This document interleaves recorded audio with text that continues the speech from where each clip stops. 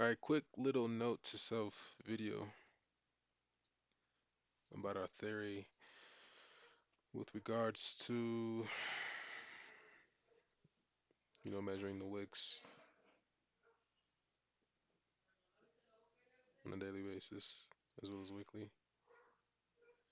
And also on work Sunday 4 hour as well. So this isn't ranges where we measure the session low with the open, the um, New York Day open high or low with like the session doing no standard deviations and projecting them up. This is a different use case for that. So here we have measuring this open, this is low here, projecting it up, and then we get exactly 6 standard deviation lining across here with these sides here, just slightly off. Take this off. See that? We just move right above it, 6 standard deviation. This is very close. If you were to measure this out, 6 standard deviation. Really, it's 7, but whatever. So it's out here, 17 points. So not bad, not bad at all. And we can go all the way up to 9.5 here. If we drill down to the 15-minute, we're going to the 15-minute to observe what took place on the previous day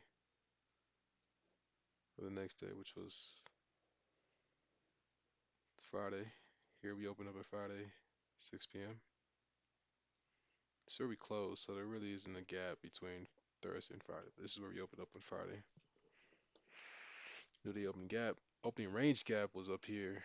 It's 9:30, right? So it's a pretty big gap that we ended up fulfilling. Anyway, so we opened up here, and the lowest low that we made on Friday was here, right? Which turns out to be 2 standard deviations of previous day's wick. Really 3 standard deviations, but 2 standard deviations, negative 2 standard deviations. And that's where the low that we went to. Boom, to the T.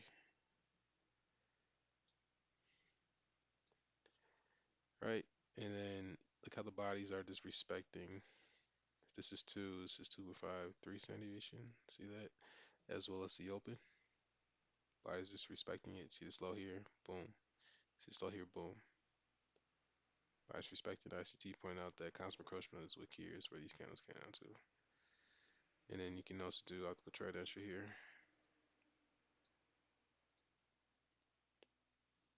And come to equilibrium. So your best optical trade entries is when we come down after a market maker model or into a higher time frame beauty array. And then we project this up. And the high almost at 2.5. See that? Which lines up with what? Was it 6? 5.5. Which the morning session highs line up with 5.5 standard deviation of the previous candle's projection of the wicks. And just notice how this standard deviation here, this lines up perfectly with previous day's standard deviation projections. See, all these are all in confluence. And then we can, but given that on Friday we went up first, so technically we went up here, came down, and went up. Yeah, boy.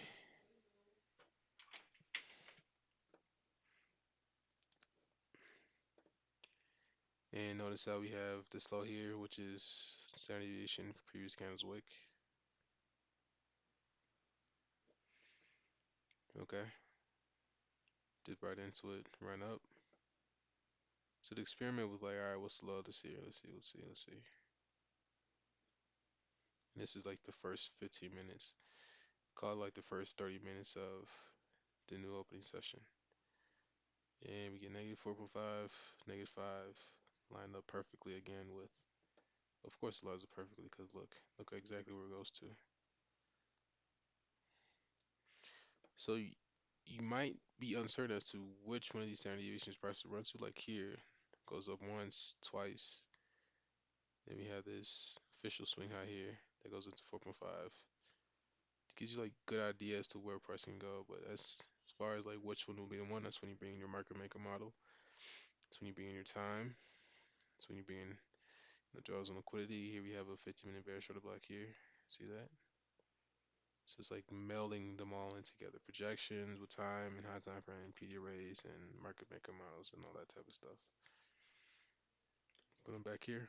And then we have this also, we have a bearish order block or a breakaway gap.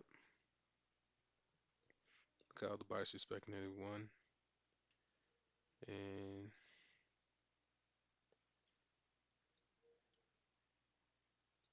here we come down to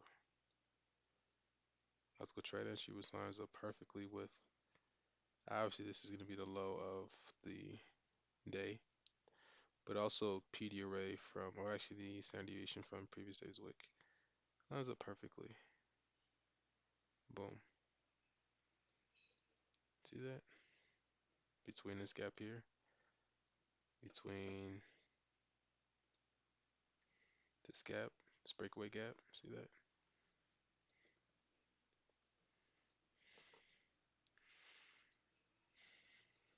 All right, so that's a little case study. What we can say for certain is looking at the dailies, open and low and high, um, and projecting that and looking for confluences with other high time frame PD rays. So I'm gonna take this off since this is a byproduct of previous candles, day's wick. I'll just leave that there. So it's melding your projections with breakaway gaps. Even this bull short block here.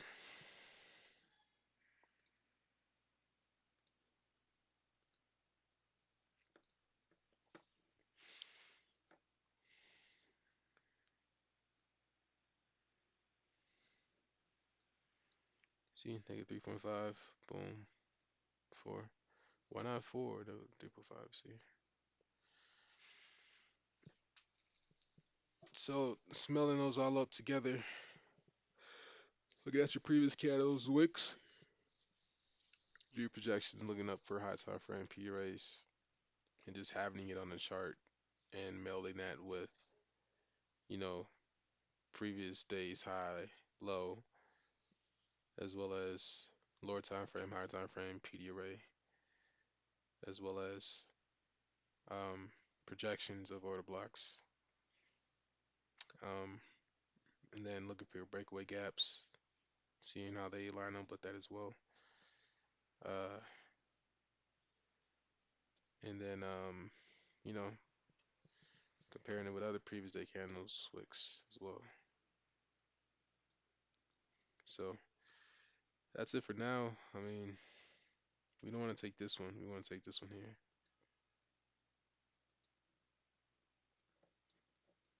See that? Pretty close, right? Here. 8.5. Perfect to the T. See that? This wicks here. Opens up, comes down, boom. Right between the previous candles. In this case, open, high. If we want to reverse it,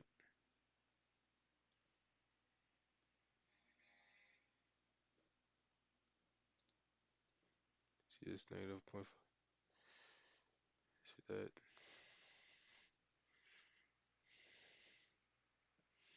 But where do we come to? See that exactly at 7 standard deviations. Here, where do we come to? Exactly at almost 6, 6.5. And then coming down here is like what's down here.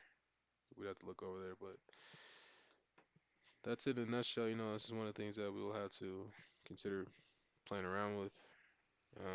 I'm bullish for this week. I want to take out these highs here and come up for these highs up here. So that's it for I got for now. Peace.